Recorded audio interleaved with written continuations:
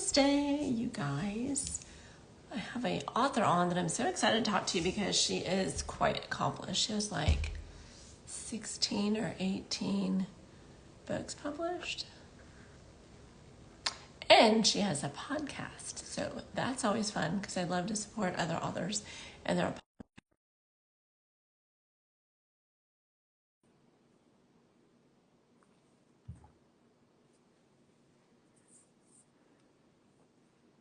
Hello, Elaine. Can you hear me okay? I can hear you fine. Can you hear me? I can. Excellent. This is my first time on Instagram, and I hope I did everything right. I'm here, so it looks like, I mean, as a video is my first time. Well, A+, because yeah, you got it right. Yay! Welcome to Let's Go Live. I'm Gigi Mara, and I have with me women's fiction and romance author Tina Hogan Grant. Welcome, Tina. Hello, and well, thank you for having me. I'm so happy to have you. I know me and you have traded DMs and messages over the months. I tell you, we book these things so far in advance. When it finally happens, you're like, finally. Yeah, it seems like forever. It really does. It does. But I did a deep dive into stalking you online, and you have a lot of work. So we'll get into all that. I have a ton of questions to ask you. We'll talk about the author side, and then we'll get into the podcast side because I want to be able to feature that as well. But okay, so what does women's fiction mean? Because you do romantic suspense and women's fiction. I do. With women's fiction, I tend to focus on family fiction, family sagas, family drama, everyday issues, problems that most people will relate to.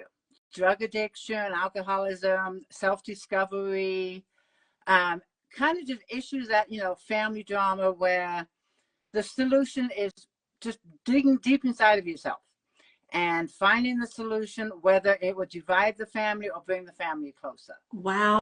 Those are some heavy hitting topics. What made you pick that? It started with, I have a trilogy called the Tammy Mellows trilogy. My first book was published in 2018.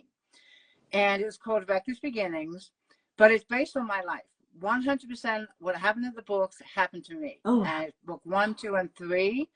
And when I wrote Reckless Beginnings, it takes place, I wrote it, number one, as a third person story because I didn't want it to be a memoir and just be my story.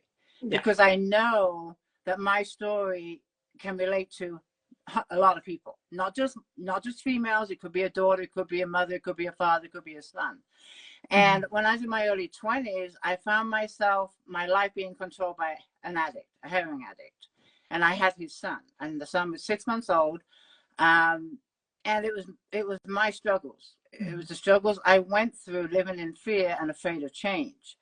But back then, before the internet, before ebooks, I wanted to get some kind of sense from other women that were going through the same ordeal. Like, how did you cope? How did you go through this day by day and put on this fake smile that everything is great on, to the outside world? When you go back home behind your walls, it's a nightmare. But back then I couldn't find any books. All I found were books for the addict. How to get clean, how to stay clean, how to get sober, but nothing for the person that didn't use drugs and was living with an addict. And I knew back then I wanted to write my story just to encourage other women. You're not alone. This is my story. This is how I coped. This is what I did. But it didn't happen for another 10 years. But it was still there. And in 2018, it finally happened. I wrote Reckless Beginnings. But after I wrote it, I obviously have more to say. And each book in the trilogy, Better Endings, is number 2, is after that ordeal, I became a commercial fisherwoman. I commercial fished for 10 years on the Pacific Ocean catching lobsters. And that was part of my healing. I just wanted to get away from society. I am done with people. So and that's where I met my husband. And it is not only a book about challenging, about putting myself in an industry that is mainly dominated by men and proving to myself that I could do this. But my editor and many readers have said it's the sweetest love story because of my husband and I and the relationship that grew. So that was Better Endings, number 2. Still wasn't done. the reunion is book 3, the final book in the trilogy, and my family is scattered all over the place. I have sisters in Colorado, a sister in England, me in the United States too, and my sisters and I were separated for 25 years. Oh. And in this book, my mother becomes very ill, and her last wish was to see her daughters in the same room at the same time. That was her wish. And the book is, if time can be on our side, were we able to come together as 3 sisters for our mother and be together in the same room at the same time? But it's called The Reunion because there's more than one reunion. Mm-hmm. And whether or not the time frame is about the description of the book is, I'm not going to tell you. You have to see. So that's why I focused on family, because the trilogy was just all these struggles with my own family. And I just love writing and like peeling away the layers of an onion to see why people act the way they do. Just carries on in my stories. Well, I have to, there's a lot to unpack there, but I have to tell you that my heart bleeds for you when you have to go through that, being a spouse of like a narcotic or a drug addict, alcoholism. Mm-hmm. I have had people very close to me that have been married to addicts, and you're right, it is incredibly difficult. You're a silent warrior. Yeah. You're very strong. Yeah. And so exactly. I do have to commend you for getting out, protecting your baby, mm-hmm. and doing what's right for you and him or her first. Yeah, exactly. And like I said, I couldn't find any books back then, and I just wanted to connect with, like I said, not just women. I've had sons email me. I've had fathers email me, their wives. Addiction is across the board. It's an epidemic across the board. And it's not getting any better. And this happened 20 years ago. And if anything, it's worse than what it was back then. But you said the silent. I called myself back then the silent and forgotten one. That was the title I gave myself. Yeah, totally. Yeah, but it is what started my writing career too. Well, and it's incredibly brave of you, because when you write about it, it can be cathartic, but it also puts you right back into that time, those emotions, that struggle, that feeling. So I can't imagine how difficult that was for you to revisit it privately and then decide to release it to the world, your struggles. Yeah. Which is, when we release books, it's up to the judgment of the world and their readers. Exactly. And it was my baby for many, many years. And you nailed it as far as the difficulty in writing it. I didn't realize how difficult it was going to be, because subconsciously I had just blocked out a lot of events that happened back then, just subconsciously. When I started writing the book, it started opening those doors again. And in order for me to get my pain, my struggles, I had to write about them. I couldn't fluff it up. There was no fluff. It is what it is. It's raw. It's emotional. And there was times when I sat down and wrote a chapter or whatever paragraph, and I couldn't. I said, I can't do this right now. I'm not ready. And I walked away.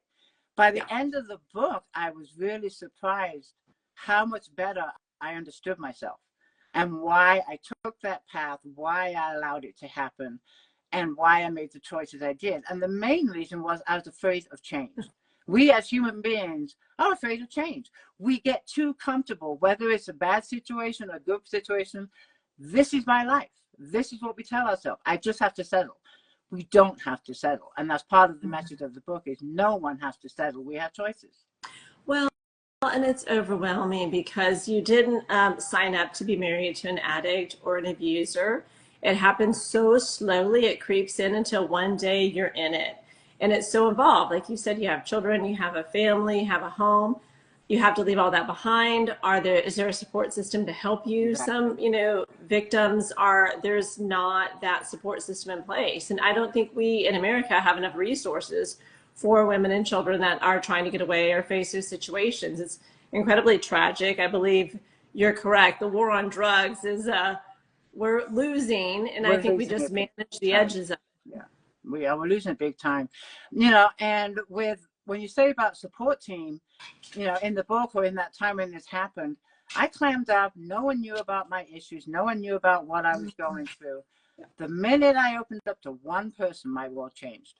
Took one person, just to open up my problems, and instantly other doors started opening. And you just have to, if there's no big support team, if you just confide in one person, it opens up many other doors. We are lucky that there are resources online in that sense, but I'm happy for you that you had someone close enough to help you. Yeah. Because I know a lot of women and children, or spouses, like you said, it's not just affecting women and children, it is those of the opposite sex as well. But there's not always resources that are in our close circle of influence. And so thankfully, the internet does have some. And there is spouses of narcotic addicts, or, you know, there's like Al-Anon. And so there's lots of support groups. But there's also finally significant others or spouses of those support groups as well. So. Yeah. But I have to imagine it is cathartic. It is hard to revisit our trauma because it is the brain's ability to protect ourselves from what we went through. Yeah. But you have to be incredibly proud of what the strong, beautiful woman you've turned into now. I really am. And people ask me, you know, if you could go back in time and not be with that person, you know, take a different path, would you change your path? I'm like, absolutely not. Wow. Absolutely not. That's powerful. And there's a number of reasons. Number one, I wouldn't have my son. Oh. My son would not be here. And number two, it made me such a strong person. I learned so much about myself and about my weaknesses and my strengths. And it gave me courage to make changes. And now I'm growing up too with my dad always said there's no such word as can't. And I've always lived by that. And I kept going through that motion, you know, in my head when I was going through that. There's no such word as can't. And just putting one step forward now for any challenge because of what I had to go through. I really don't hesitate. I just do it. I just do it. And I tell myself, I'm either going to fail, but I fail trying. And that's kind of the attitude. Yeah, that's kind of the attitude I have now. I'm never going to know if I can succeed at something if I don't at least give it a try. But I'll accept if I fail because I did try. Well, and I can imagine that since you've gone through one of the most traumatic things in your life ever that, you know, women and moms have to face, that everything else is easier in comparison. If you've been through the hardest thing in life, everything pales in consideration. It does. I mean, I did go through cancer too, a number of years later. I know. Yeah. I know. I have breast cancer in, let me think, we'll be in 2024, so it would have been 2011. A year after my dad died, I get breast cancer. And that, of course, I wrote about. So, yeah, the challenges have been there, and I'm hoping now I'm on easy street. Oh, my goodness, girl, you are going to have, like, double blessings. Not only are you a survivor of, you know, that, you're a breast cancer survivor. That's amazing. Yeah, so, yeah. So now it's got to be easy street. It makes sense then why your platform, why you write the topics you write, because there's a authenticity to it. People really resonate to the materials, and you're writing it from a place of love. Right. And understand. A place of love, a place of experience, and yeah, things that I can relate to, and a lot of other people. I write about everyday things, everyday normal dramas, problems, issues. You know, the book I just wrote, Secrets Told, is my latest book. It came out August of 2024, and it's a book about self-discovery. And Patricia Levernick, I didn't mean to jump into this book, but Patricia Levernick is the protagonist. At the beginning of the book, she is horrible. She is just a horrible person. And I'm a pantser when I write. I let the characters talk to me. I don't plot any of my books. And when Patricia came into my head, I was like, who is this person? My readers are going to hate her. But I continued to write because I wanted to know her story. And she wouldn't shut up. That's the other reason, too. So I'm writing, but Patricia is, to give you an outline of the book, Patricia is a successful high-end attorney in New York. She's like one of the best on the East Coast. Very uppity, a snob, has 2 daughters, Savannah and Jewel, and then she has an ex-husband, Bryce. Bryce is down to earth, from England, laid back, and you'll find out in the book why they divorced, and they have two ways of raising their daughters. You can imagine how Patricia raised them with piano classes and ballet and violin, and Bryce, on the other hand, who lives in Connecticut on a farm, wants his kids to be in the mud, play with the ducks, play with the chickens, fish in the pond. But then Patricia gets this letter that relates to her past, something that she's never talked to anyone about, not even the kids, not even her husband. And she is forced to go on a journey of self-discovery because of this letter. And the question in the book is she able going to return back to her life in New York, or is everything going to be forever changed? And it's a book about Patricia's self-discovery of her inner self. And that's exciting, because I see that came out, what did you say, August 24th, I think? Yeah, August 24th.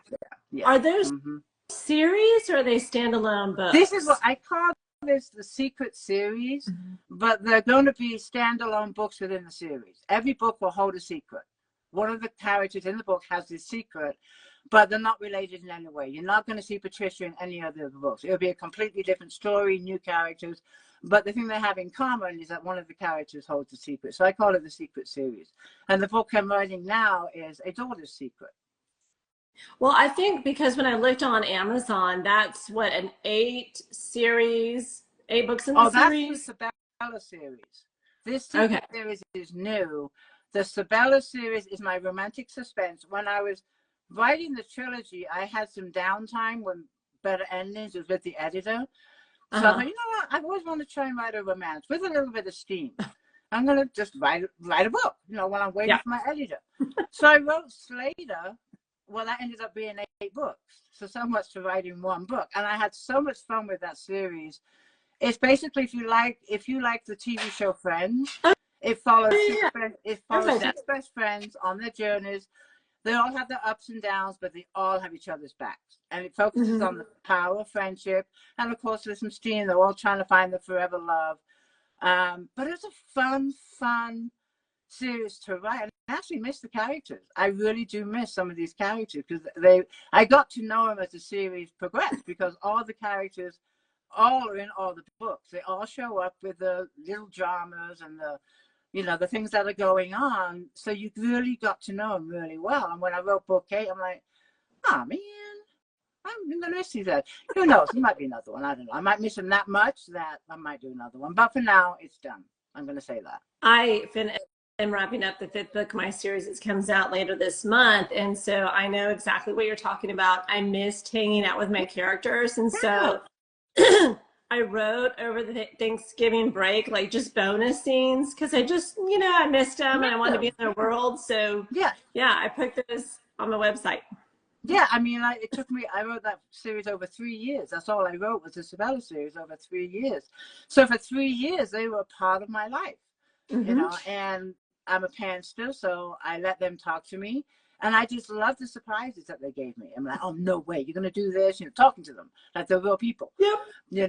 And I just couldn't wait to sit down and write and see what they were going to do next. So, yeah, I really enjoyed it. And there is steam in there because it's romantic suspense. And when I read a romance, I like to feel that chemistry. I want to feel that chemistry on the pages. And there's steam in there, but I don't do it over the top. It's not over the top. Oh, my God. No, but there's enough that you can get the chemistry of the people. So. Are they open or closed door romance? Oh, open. Okay. Gotta have the open. Like, please, open. Yeah, open. Yeah. Okay, so tell us, then you have 3 series going. Well, you have 3 series then, right? Yeah, the Tammy Mellows Trilogy. Then I have the Sabela series, Romantic Suspense. That's 8 books. And then the Secret series is the newest one. And it was supposed to be just standalone, which is Secrets Told. But then I started thinking, it's kind of great to have a series of books that are standalone, but in each book, the character holds a secret. Yeah. So I decided to have the Secret series, but they're all standalone books.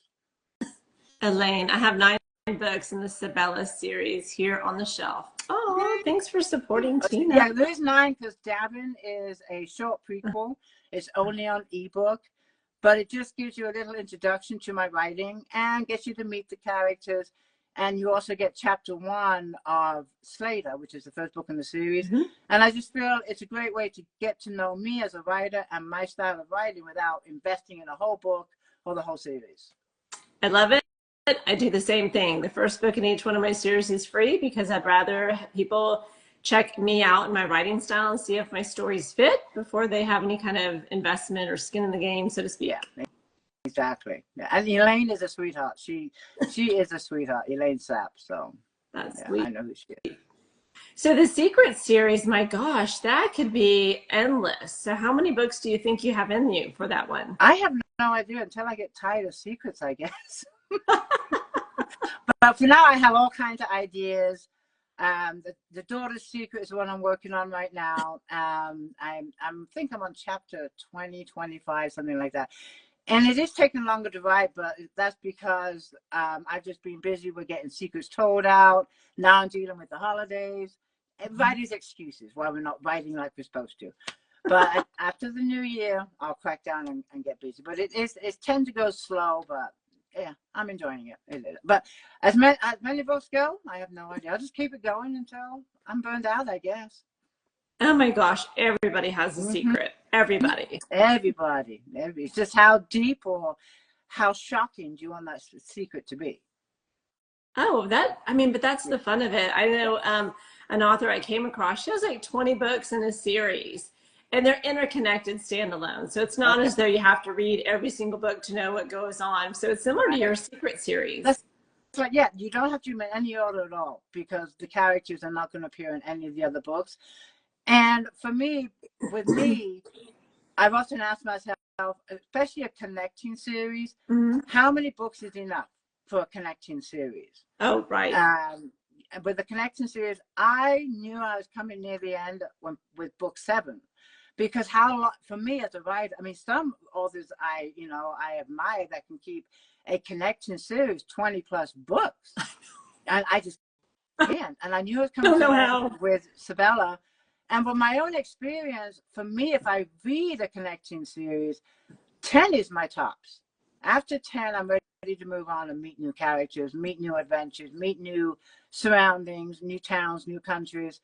An example for me is James Patterson, the Alex Cross series. I was so into that series. Now he's on like book 28, and I've totally lost track.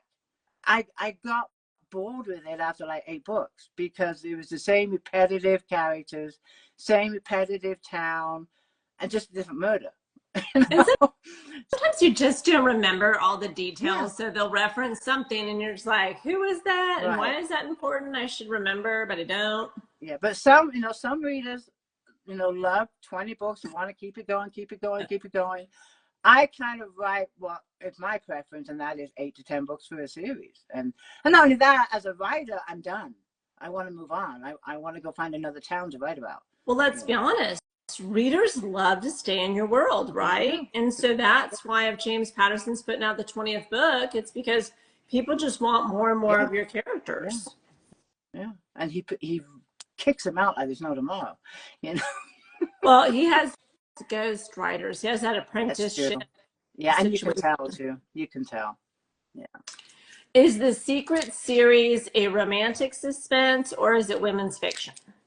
The Secret series is family fiction. It focuses on family. I'm getting my characters mixed up. Patricia and Bryce. I know. Patricia, the attorney, Bryce, the farmer.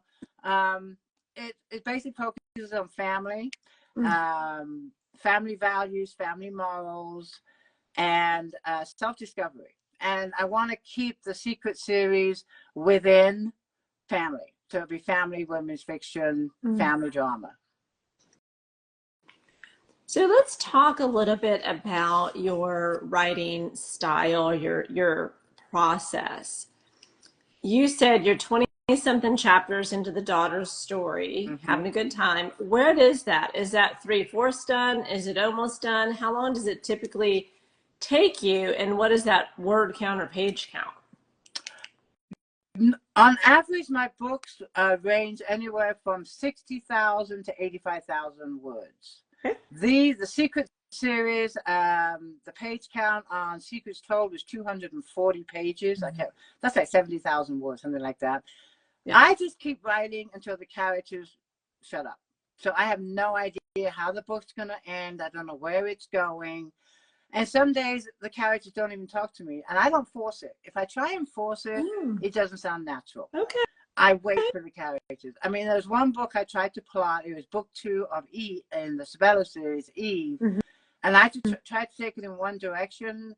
And Eve was like, no, I'd never do that. That I would never, ever do that. And I was literally arguing with her. Like, this is my book. I am the author. She wouldn't have it. I finally gave in. I caved in. It turned out great.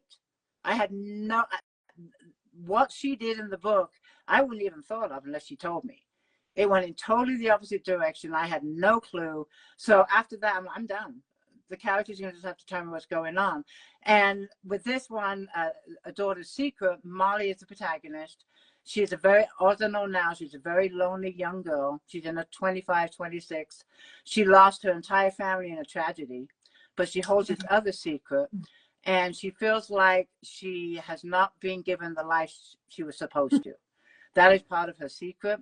So now she's on this journey to get that life that she was supposed to have and is being denied. And that's all I know so far. I have a question related to what you just said. Okay. And as an author, I know exactly what you're talking about, because if you were not an author and you're saying the characters speak to me, they're like, what are you talking about? They're your characters, you created them. But as an author, and many of us do know this, there's a magic in that. But when you try to go against the grain and go against your character, what book was that? Because I'm convinced part of writing is figuring out what kind of writer we are versus what we think we are. You mean what book was the one where I tried to change it? Correct. That was correct, because Eve. then I changed it. Yeah, that was book 2, which is called Eve, of the Sabela series, the romantic suspense. And it was book 2. And Eve, I'll give you a thing, is that Eve was a girlfriend from Slater's past. Okay. She shows up again. And I didn't even think Eve was even had a story, because she played such a small part in Slater book 1. She was just like mentioned. Slater mentioned Eve, his ex-girlfriend or whatever. And then all of a sudden, she has her own book. And I'm like, where did this come from? And my thought was, oh, she's going to try and win back Slater, blah, blah, blah, blah. So it's going to be Slater against Eve against Sabela. No, totally different reason why she has her own book. And that's as much as I can say. But I would never have thought of it until Eve told me her story. And I couldn't figure out, because all these other characters, Claire, Jill, they all got their own books, and they had so much bigger roles in book 1. I'm like, why is Eve all of a sudden getting her book in book 2? She had just one paragraph in book 1, but now I see why. And I went with it. I had to. So. But would that be year 1 or year 2 as you, as a writer, learning that about yourself? Oh, I'm sorry. Okay, 2000, and that would have been probably 4 years into being a writer, because the trilogy was easy to write because it's my story. So there was no, there's no pan-steering, there's no plotting. I knew what was going to happen in these books. It's just a matter of getting it on paper and writing my story. Slater was the first one that I wrote as a panster. I didn't plot it, didn't plan it, and I just went with the flow. He showed up in my head. I wrote his story. Then when Eve started, I started thinking about Eve. I thought I was just thinking about Eve, not that she was talking to me. I thought, okay, I'll give her book next. But trying to plot it wasn't working. I kept hearing other things. And that's when I knew what was going on, because I heard other authors say, are you a plotter or a pantster? Back then, I didn't know what I was. I just was writing books. What's this plotter and a pantster thing? Anyways, then they explained to me that your pantsters talk to your plotters. You plot everything out to a T, and some authors do both. They give the characters a little bit of leeway, but then they pull the reins in and say, I'm taking over. I said, okay, then I'm a pantser, because I have no control of my characters whatsoever. They're going to do what they want, and I just have to type it for them. So, yeah, it would have been 4 years into writing.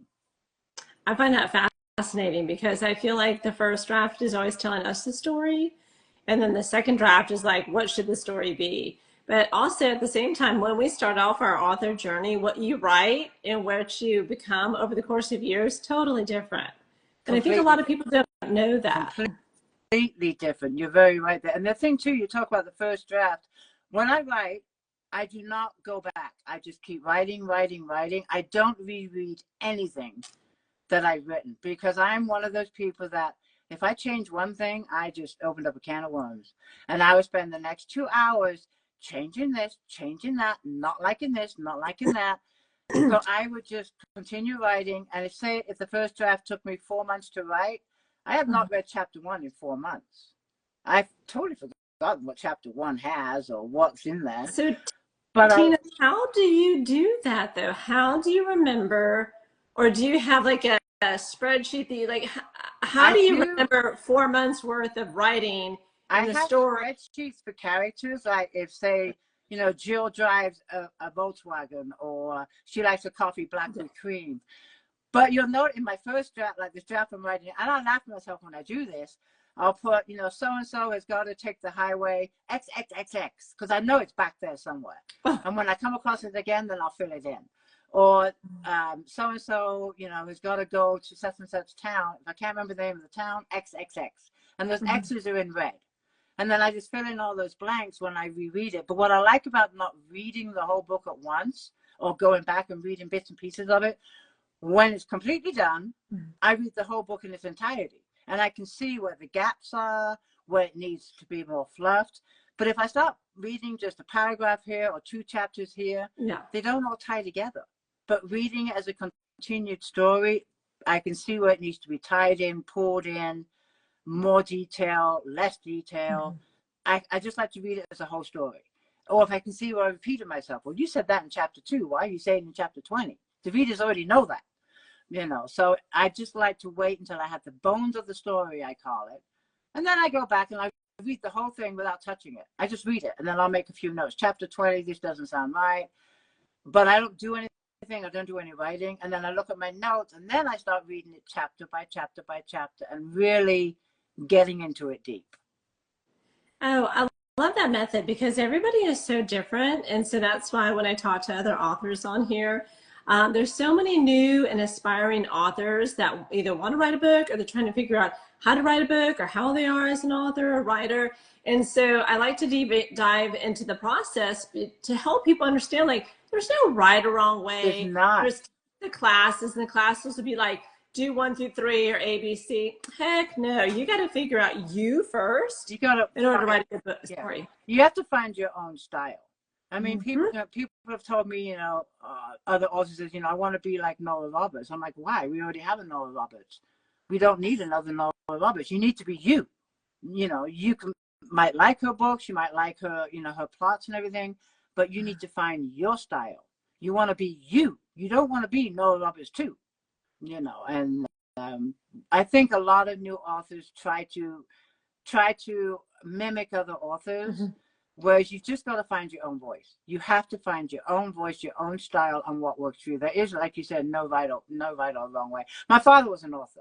He wrote science fiction, and he wrote 37 books. So I grew up with books. I grew up, watching my dad. He was the sole provider of our family. My mother was a stay-at-home mom, like a lot of moms back then. And he had a full-time job. He came home 6 o'clock, 5 o'clock, and he would go straight up to the office and do his second love, which was write a book. He had this passion for writing, and back then it was a typewriter. How he wrote his first 3 books on a typewriter is beyond me. I couldn't do it. There's no way. But I would hear that tap, tap, tap, tap of the typewriter till 3 o'clock in the morning, and then he'd go off to work in the morning, 8 a.m., and he stuck to that goal. He stuck to that passion, and the passion is what, drove him. And he published his first book, Inherit the Stars, and within 3 years he quit his job and wrote full time. And wow, just watching him follow his passion, 37 books. 37. Sadly, he passed away in 2010. He had a lot more to say, but his passion, his drive, I just had so much admiration for him. And it's what I think about when I'm writing my books and what I want to achieve and my goals. Like, my dad did this while raising 3 kids and holding down a job.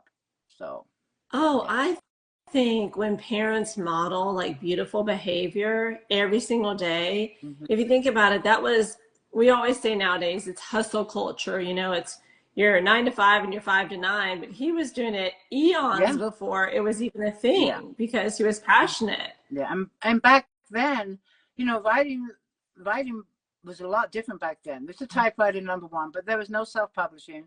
There's no ebooks. There was no computers, the format on or anything like that. All he had to do was write. He didn't have to be out there like we're doing chatting. He didn't have to be on Facebook or Instagram. All he had to focus on was writing. The publisher took care of the rest. And I kind of envy that side of his career because, he, I don't say he had it easy, but he had it easier. And one thing I do regret as far as my writing career goes is my dad passed away before any of my books got published. And it's like, I really wish you could have seen at least one book published because he's in my books. Reckless Beginning, the Trilogy, he's in there. John is my dad. So that is one thing I regret. I wish I had written them sooner, but it is what it is. I am similar that my dad passed before he saw any of mine, but I am a woman of faith and I am convinced that he sees my success from heaven above. I want to believe that too. I agree with you. Yeah. So I believe that for you and your father. Yeah, I agree. So switching gears, you just released this one in August, the first book in the Secret series. You're working on The Daughter. When would that be released? Daughter, I like to release at least 1 to 2 books a year. So of course I want to have this one out before August because Secrets Told came out August. I would like to have it out probably around May. So okay, yeah. So was that 5 months? Yeah, about May. The closer I get to the end of the first draft, then I know my time frame. My problem is getting the first draft done. Stop diddling around, get the holidays over with. It's about humbug to me. Knuckle down and because my goal normally when I am, disciplining myself, I like to write 1,000 words a day. Okay. And, yes. I have done that with all of my books when I knuckle down, but I go into this phase of, well, I got this to do, I got this to do. And not only that, and he's been blamed a lot, we have a new puppy. His name is Jack. And Jack is a Brittany Spaniel. And we have another Brittany that's 17 years old. She's a sweetheart. She's always been a sweetheart. And we lost our other dog recently, Ellie. And we thought, let's get another dog. And we're like, Tessie's such a sweetheart. Let's get another Brittany. Don't get me wrong. I love Jack. I love him to bits. But the energy level is through the effing roof. It's been 17 years since I had a puppy. And good God. I'm like, oh my God, Jack, just stop. Just sit down. Just lay down. But the energy level is through the roof. And yeah, he takes time out of my day. With Ted, me and my husband, we never worried about Tess being in the house by herself. We never worried about Tess being in the yard. Jack, you can't leave alone anywhere unless you want to lose a slipper, you want to lose a sock, you want to lose papers, you want to lose books. The minute he's left alone, he's got something in his mouth that's not supposed to be his. Tina, I feel your pain 1,000% because the sweetest dog I ever had, my Molly, she passed away in January of last year. And then her brother is that second child, and he's a nightmare. He's horrible, but he's a bulldog, and he is needy and clingy, and he has burnt me out and he's my third bulldog, but he's burnt me out. He has worn me out, and so I know exactly what you're saying because you have to say 50,000 times, go play with your toys or go lay down. Yeah, they're like little toddlers. Yeah, just all day long he wants to play, or he's into stuff he's not supposed to be into. Mommy, what are you doing? Yeah. And he can jump 6 feet high, I swear to God. This dog is just like a bouncing ball. But anyway, so he has cut into my time. I'm gonna say my time as far as my writing goes.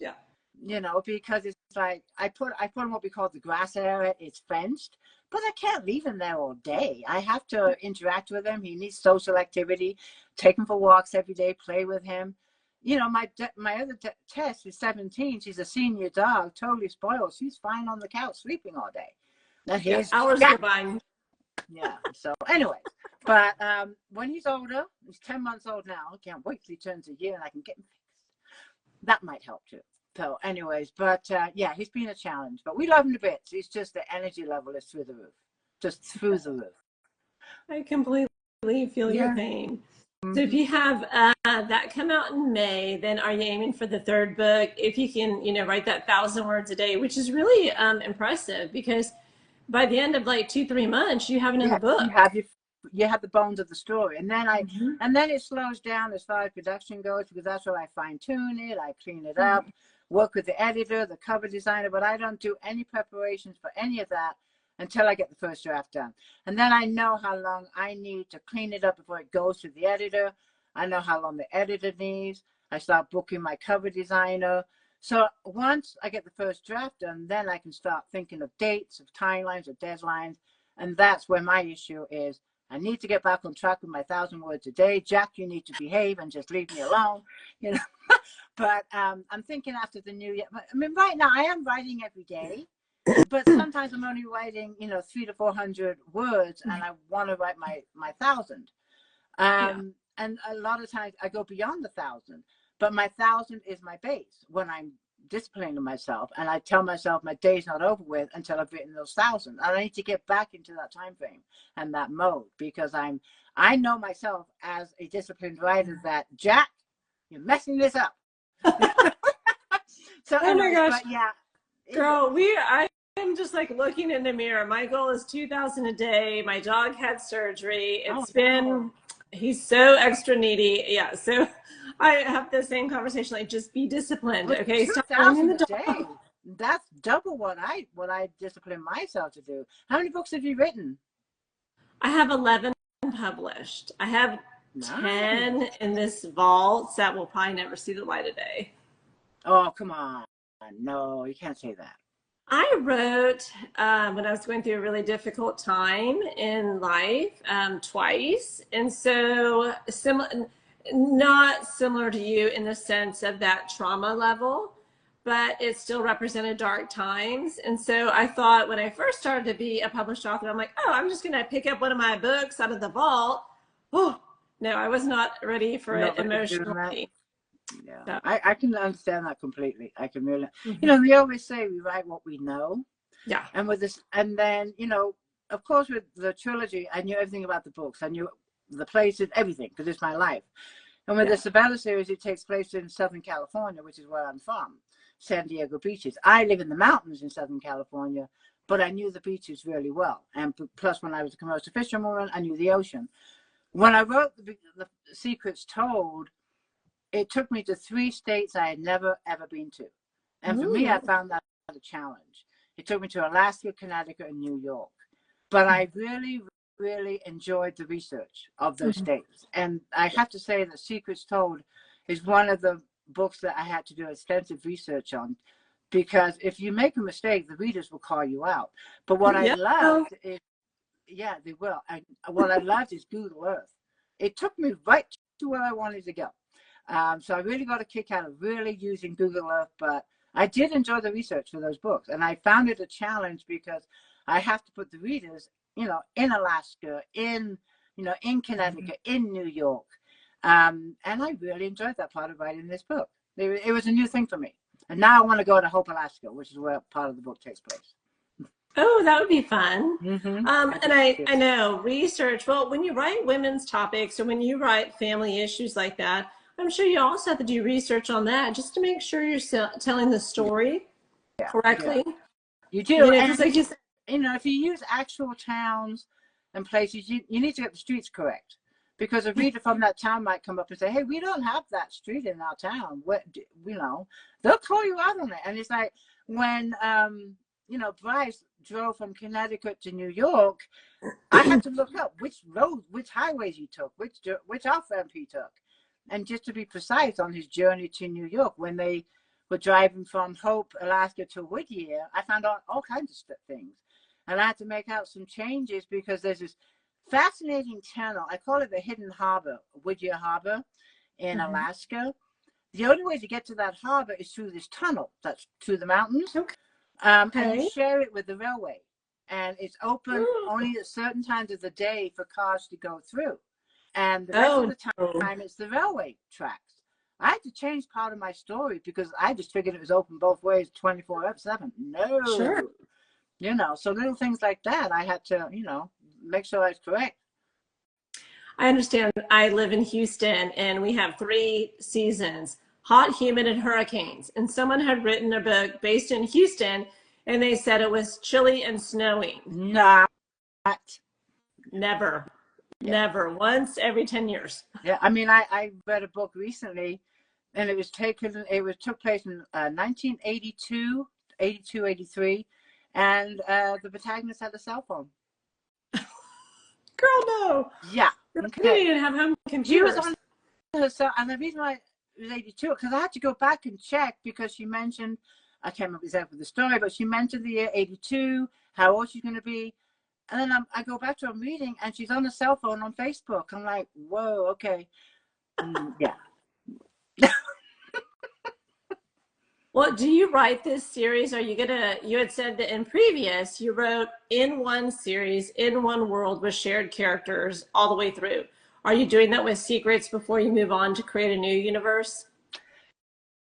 Well, Secrets Told will be different cities, different states for each book, but it'll be a standalone within each book. So no shared characters at all? They're all gonna, like, yeah, Patricia and Bryce will never be in another book in Secrets Told. They are completely all standalone. Like the characters in this book, A Daughter's Secret, Molly is the protagonist.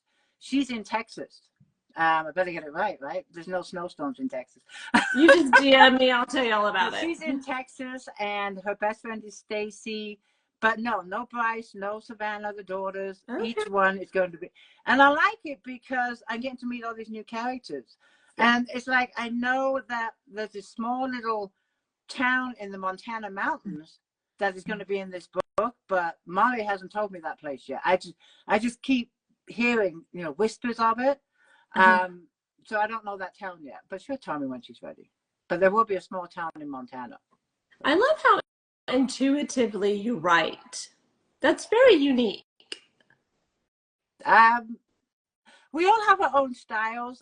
For me, my main, I really, really want to get to know these characters. I don't want them to be cardboard. And it's like when I read books, I'm an avid reader too. A character has to be almost like, a good friend. I have to know your ins, your outs, your flaws, your pluses. But I want it all. I want it all. And I feel like the readers deserve that. Don't just show them one side of a character. Show them both and let them come up to their own decisions of whether you like that character, because we all have our flaws in life. And there are some books that I have not read because the characters are just flat throughout the whole book.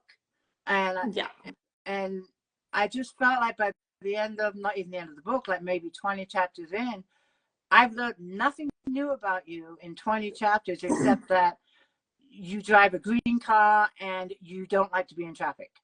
And that's all I know about you. Well, and readers don't like that. They want that emotional they want part. They want the full thing. And that's how I am. And like I said, I write the first draft without reading back. And I won't try and check. Even if a character surprises me and I don't like what they did, I'm not going to change it. Because that is this character, and the character's told me, this is what I'm, just like Eve tried. This is what I'm going to do. And I won't change it, even though I don't like it. It's like I didn't like Patricia in the beginning. I thought she was horrible. And I said, why am I writing about this person? Why would she just go away? But she had a reason that she was in my head. So for me, I just want the full story of a character. And I don't want, anything left unanswered, hopefully. Do your readers dislike her as much as you disliked her? Well, it's funny because when I started, I always try and keep my readers. I have a Facebook group. It's got 4,500 members. I love this group. Oh, okay, tell us the name so we can promote it. Go ahead. It's Read More Books. It's on Facebook. I started it 4 years ago, and I always call the readers my extended family. I'm in there every day, but usually nighttime. If I go during the day, then there goes my day. I don't leave, and I'm done. So they won't see me until the end of the day, like 6 onwards. But anyways, I do a live chat solo where I just mingle with my readers. We talk about what's going on with my writing. I see what's going on with them, and I just like to keep them in the loop of my writing. And I do that little contest. I have 2 dogs in this book. Give me some names. If I use the names that you choose, then you're going to get a free signed book. You know, things like that. I like to keep them in the loop of the books. And when I started writing Secrets Told, I was telling them I'm starting a new, at the time it's a standalone. I didn't think it was going to be a series. I said, I'm writing a new book, but I have a question for you. I can't stand the protagonist. I don't like her at all. You all know my writing style. I listen to the characters. Will you read a book if when you first start reading the book, the first few chapters of the book, you can't stand the protagonist? Will you continue reading the book? And they all said, yes, we want to know why she is such a bitch. You know, why is she acting the way she did? I said, okay, then I'm going to continue writing this book. So I did actually ask my readers if they would continue writing. Nice.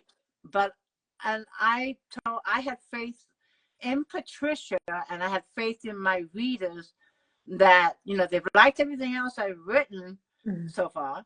Let's just keep going and see what happens. So, and I'm glad I did, because the way this book ended, I am so pleased with it. I really love the way it ended. And Patricia's story was just heartwarming. It's a heartwarming book of self-discovery. And getting to know Patricia through this book was just really, really nice, like a fuzzy, warm feeling. It really was a nice feeling by the end of the book. And that's one of the reasons why we write. Exactly, exactly. Yeah. And how great that you have that many members. So it's almost like your own little market research group of people. Yeah, I mean, I interact with them as much as I can. And we also have many authors in there to come join my group. I'd love to have you in the group. Read more books if you're on Facebook. But I love supporting indie authors. You know, it's like I do the Cuppa and the Natter podcast. I also allow authors to come in. On Tuesday, I call it Authors Takeover. They can come in and just take over my group on a Tuesday. And they do what they want. They can talk about their books, do a live, whatever they want to do. It's their day. And they just book a Tuesday. We'll have a spreadsheet. They sign up for it. And, you know, they can come in and take over. So I love doing the support for indie authors. I do. In fact, we have a Christmas party going on. Oh, wait a minute. When is it? It's December 11th and 12th. 2-day event of 70 authors that'll be there for the 2 days doing giveaways. That's all they do. And the authors come in, they talk about their books, they share their links, they share excerpts, and they give away signed books. And there's 70 of them that are doing this for 2 days. And then the last day, the 13th, I would do a live chat with 5 readers. So I love doing events like that. Wow. Okay, tell us one more time before we move on to the podcast. Tell us one more time the Facebook group. It's Read More Books. Is the name of the group on Facebook. And yeah, you just have to request to join. It is a private group, and we'll approve you, and you are in and can join in all the events. It's a very active group, very busy, which is why I stay out of it during the day. Darby and Elaine were like, yes, we love the live chats. So tell us about your podcast. First, the name. Yeah, the podcast. I'm British. I'm from England originally. I came over here in '79. So I always want to incorporate a part of me whenever I do, you know, things like this. But I call it a Cuppa and a Natter. And that's what we call a cup of tea and a chat in England. We're going to sit down and have a Cuppa and a Natter. So that's what I call my podcast. I do it twice a month. I do it on Facebook and YouTube. Facebook, I call Facebook my base. You are here on Instagram. I assume this is your base. I post on Instagram, but I tell myself I can only spread myself so far. Correct. So I make a presence on Instagram, on TikTok, but my base is Facebook. That's where my fan base is. I have an author page. I have my group. And so I do a live there. I do it on my author page, and it also goes live on YouTube. It's like kind of like this. I don't have a script. It's a real friendly chat. You know, bring your cup of tea. I have the live audience that engage, ask brilliant questions, and it's just a fun hour. I do it twice a month on a Monday, and I like it. Number one, I engage with new authors. I meet new authors. I discover new books, and also the readers. They love discovering new authors. They love discovering new books. And it's just a great way to interact with authors and readers. And I love doing it. And it's live first as a chat, and then it's uploaded to my podcast a couple of days later. you have a fellow Briton here. Love a good natter. Oh, hello, fellow Brit. Yeah, I'm from Icklamaw-Bartap. That was the name of the town I grew up in. Icklamaw-Bartap. And I Oh, wow. miss England. I do miss, the one thing I miss about England is the history. Mm-hmm. This country is 250 years old. We have castles and museums thousands of years old. And that's one thing I do miss is the history. I really do miss it. And I don't go back as often as I should. But, you know, it's kind of hard. It's not right there. So your podcast, though, are you saying that you're on Facebook and YouTube at the same time? You're streaming to both? Yes, I stream to both. I was using StreamYard for the like 2 or 3 years because StreamYard, if you have a paid membership, it's not that, it's like $20, $25. You can stream to like 2 to 3 platforms all at once, which is what I wanted to do. So I was with StreamYard, but then they decided to raise the rates to $50 a month. I'm like, I'm not doing this. So just last month, or maybe the month before, I switched over to Restream. But it's the same setup. I can stream to more than one platform, and Restream is only $19 a month. How about that? And Restream. Restream, Okay. Restream. And I love the features. It's very easy to use, very user friendly, but it allows you to stream to more than one platform at once. And I can, if I figure it out, I can be on Instagram at the same time too. So I can be Facebook, Instagram, and YouTube. But on Instagram, for whatever reason, I have to set something and then go live. And I don't know what that is. But when I go live, it's like you hit a button, you're live. I don't want to go, hold on a second, I got to go on Instagram and do something before, no. So for me, that just doesn't fly with me. I just want to hit a button. Hello, how are you doing this evening? So I just right now are doing YouTube and Facebook. After the live is done, then I upload, a clip to Instagram with a link. I use a clip to TikTok with a link if you want to go watch the whole thing. But I do like streaming, on 2 platforms at once. And I have a great audience that, is there every time. I just really enjoy it. Yeah, they said you did an ornament exchange. How cute. I've been doing this for 3 years in the group, and I always try to find ways to bring the group together, because to me it's a community. It's not just about my books. I started it, yes, for a base, for people to get to know me as an author, but I wanted to be a community where it represents me. So you're not just going to hear about my books 24/7. Hi, buy my book, buy my book. No, I don't want to do that. Yeah. I love puzzles.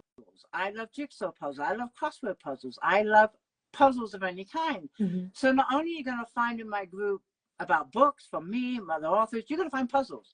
Every day there's 3 puzzles a day, jigsaw puzzles. There's word puzzles. There's word games. There's word stirred. So it's not just a book community. It's a community where we all share the love of other things too.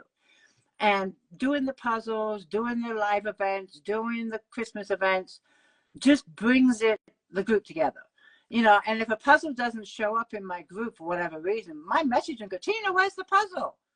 And it's like, oh my God, I should start Puzzle Anonymous, because they are. And when the puzzles are done, they will always show at noon. They'll always show at 4. They'll always show at 3. There's scheduled times, everything. And I have a wonderful moderator, Karen Wright. She's my left arm. She helps me run the show. And she schedules posts every day. I schedule posts every day. She's helping with the Christmas event. But it's like my readers know what to expect in the group. There's no surprises. Oh, I want to go do the word puzzle that comes at 7 o'clock with your morning coffee. Oh, I want to go do the jigsaw puzzle that's going to show at noon. It's going to be there, unless Facebook decides not to be.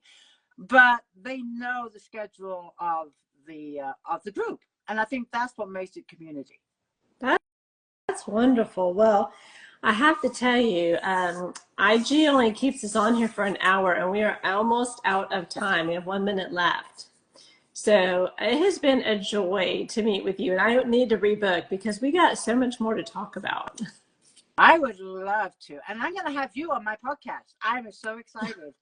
Obviously, I don't have date in front of me, but I know it's like I had to wait to come on your show.